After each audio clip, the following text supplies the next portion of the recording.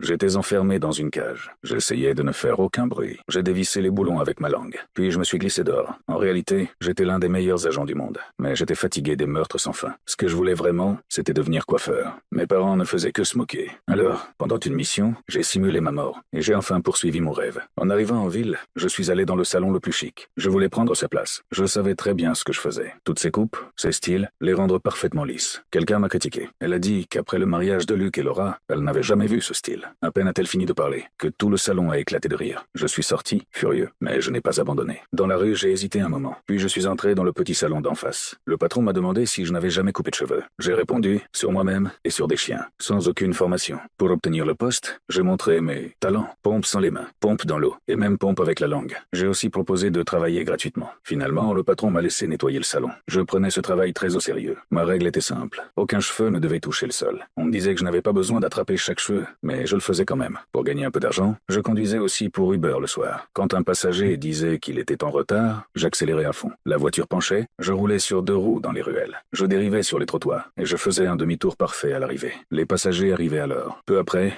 un coiffeur a démissionné. Dès que je l'ai appris, j'ai montré mes compétences immédiatement. Après beaucoup d'insistance, le patron m'a donné son poste. À ce moment-là, j'ai donné tout ce que j'avais. Je servais chaque client sur ma chaise.